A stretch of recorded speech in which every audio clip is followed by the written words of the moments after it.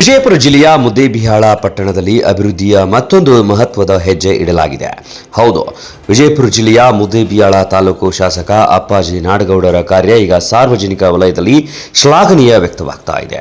ಇನ್ನು ಮುದ್ದೇಬಿಹಾಳ ನಗರದ ಸಾಯಿನಗರ, ಸಂಗಮೇಶ್ವರ ನಗರ ಮತ್ತು ಬಸವನಗರದಲ್ಲಿ ನಿರ್ಮಿಸಲಾದ 3 ನೂತನ ಉದ್ಯಾನವನಗಳನ್ನು ಜಲಸಂಪನ್ಮೂಲ ಸಚಿವ ರಾಮಲಿಂಗಾರೆಡ್ಡಿ ಉದ್ಘಾಟನೆ ಮಾಡಿದರು.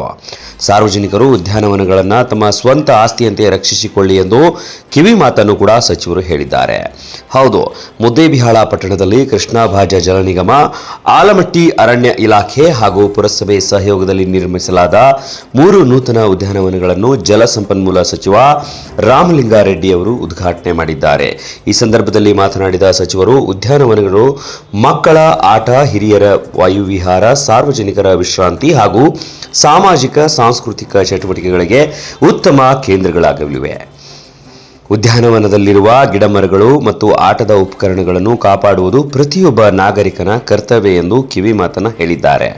ಬೆಂಗಳೂರು ನಗರದಲ್ಲಿ ಅಭಿವೃದ್ಧಿಪಡಿಸುವ ಉದ್ಯಾನವನಗಳ ಮಾದರಿಯಲ್ಲೇ ವಿಜಯಪುರ ಜಿಲ್ಲೆಯ ಮುದ್ದೇಬಿಹಾಳದಲ್ಲೂ ಕೂಡ ಉದ್ಯಾನವನಗಳನ್ನು ಜನರು ಸಂರಕ್ಷಿಸಿದರೆ ಅವು ಮಾದರಿ ಉದ್ಯಾನವನಗಳಾಗಿ ರೂಪುಗೊಳ್ಳಲಿವೆ ಎಂದು ಸಚಿವ ರಾಮಲಿಂಗಾರೆಡ್ಡಿ ವಿಶ್ವಾಸ ವ್ಯಕ್ತಪಡಿಸಿದ್ದಾರೆ.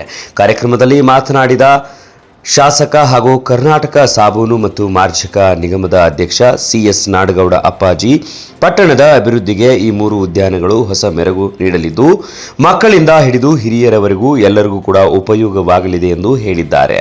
ಇದೇ ವೇಳೆ ತಾಲೂಕಿನ ವಿವಿಧ ಗ್ರಾಮ ಪಂಚಾಯಿತಿಗಳ ವ್ಯಾಪ್ತಿಯಲ್ಲಿ ಸರ್ಕಾರಿ ಜಾಗಗಳಲ್ಲಿ ಕೆಬಿಜೆಎನ್ಎಲ್ನ ವತಿಯಿಂದ ಕನಿಷ್ಠ 1 ಉದ್ಯಾನವನ ನಿರ್ಮಿಸಲು ಅವಕಾಶ ಕಲ್ಪಿಸುವಂತೆ ಸಚಿವರಿಗೆ ಶಾಸಕರು ಮನವಿ ಮಾಡಿದ್ದಾರೆ.